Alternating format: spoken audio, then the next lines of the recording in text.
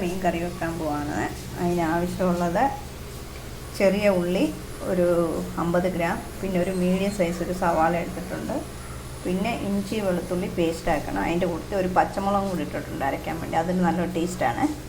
കടുക് ഇട്ട് കൊടുക്കുക. അത് കഴിഞ്ഞ് ആവശ്യത്തിന് ഉലുവായിട്ട് കൊടുക്കും. ഉലുവ പൊടി വേണമെങ്കിലും നമുക്കിടാം.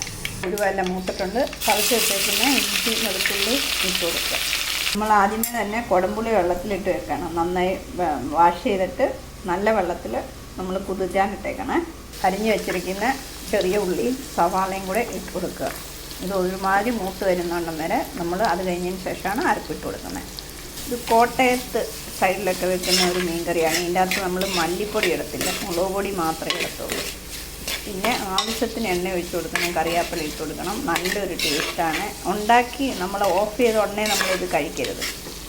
കുറച്ച് നേരം കഴിഞ്ഞ് ഒരു 1 hour 2 hour കഴിഞ്ഞ് കഴിക്കുകയാണെങ്കിൽ എല്ലാം പിടിച്ച് നല്ല ടേസ്റ്റായിരിക്കും. എൻ്റെ നാട്ടിൽ ഇപ്പോഴും തന്നെ വെള്ളം വരും. നമ്മൾ ഉള്ളി മൂക്കുമ്പോൾ തന്നെ ഉപ്പ് കല്ലൂടെ ഇട്ട് കൊടുക്കുകയാണെങ്കിൽ, ഉപ്പ് പൊടിയേക്കാളും നല്ല ഉപ്പ് കല്ലാണ് ഇട്ട് കൊടുക്കുകയാണെങ്കിൽ ഉള്ളി പെട്ടെന്ന് കുറച്ചുകൂടെ എളുപ്പം മൂത്ത് കിട്ടുക. സൺഡേ ആയത് കാരണം ഭയങ്കര നോൺ വെജ് ഇതാണ്. അപ്പുറത്ത് വറുത്തത്, ഇപ്പുറത്ത് മട്ടൻ വേവിച്ച് വെച്ചേക്കുന്ന കറി വെക്കാനായിട്ട്. ഉള്ളി ഒരുമാതിരി മൂത്തിട്ടുണ്ട്. നമ്മൾ ഇതിനകത്ത് വേണ്ട ഇനി മുളകെല്ലാം ഇട്ട് കൊടുക്കുക. ഈ സ്പൂണിന് 2 സ്പൂൺ കാശ്മീരി പൗഡർ. അതിൻ്റെ പ്രത്യേകത എന്ന് പറഞ്ഞാൽ നല്ല കളറുണ്ട്, പക്ഷേ എരിവ് കുറവാണ്. 1 ടീസ്പൂൺ മഞ്ഞൾപ്പൊടി. ഇതിൻ്റെ അകത്ത് നമ്മൾ പിന്നെ ഇത് മല്ലിപ്പൊടി ഇടത്തില്ല കേട്ടോ, ധനിയ ഇട്ട് കഴിഞ്ഞാൽ ഒരു ടേസ്റ്റ് വേറെയാണ്. ഇങ്ങനെ ചെയ്യുവാണെങ്കിൽ നല്ല. ഇപ്പോൾ മുളക് പൊടിയെല്ലാം ഓൾറെഡി ഞാൻ നല്ലോണം ഉണക്കി പൊടിച്ച മുളക് പൊടിയാണ്. അത് കാരണം എണ്ണയ്ക്കകത്ത് ഒന്നുകൂടെ കിടന്ന് മൂത്ത് കഴിഞ്ഞാൽ ഒന്നും കൂടെ ടേസ്റ്റായിരിക്കും. അത് കഴിയുമ്പോൾ നമ്മൾ പുളിവെള്ളം ഒഴിച്ച് കൊടുക്കണ്ടേ. എടുത്ത് വെച്ച പുളിവെള്ളം എല്ലാം കൂടെ ഇട്ട് കൊടുക്കുക.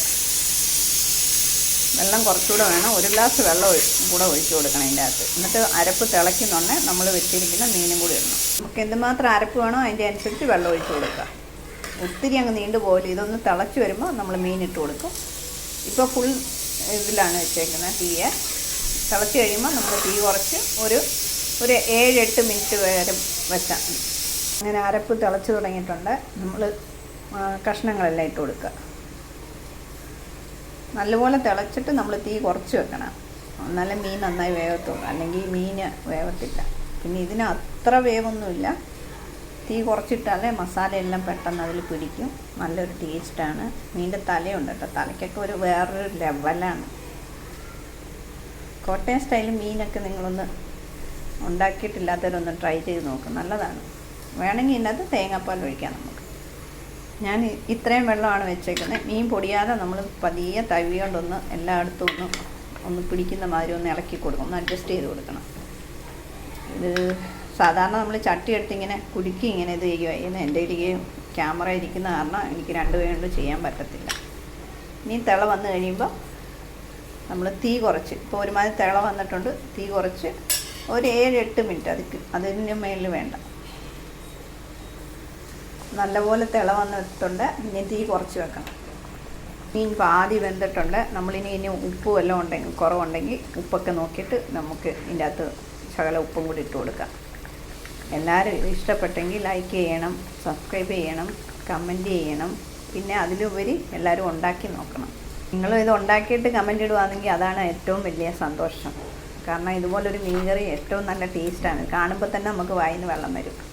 അങ്ങനെ നമ്മുടെ ടേസ്റ്റിയായ മീൻ കറി റെഡി ആയിട്ടുണ്ട്. ഒരു 2 മിനിറ്റ് മുന്നേ ഓഫ് ചെയ്യണം. ഓൾറെഡി ചട്ടി നല്ല ചൂടാണ്. അത് കാരണം കുറച്ചുകൂടി ഇത് ചെയ്തോളും.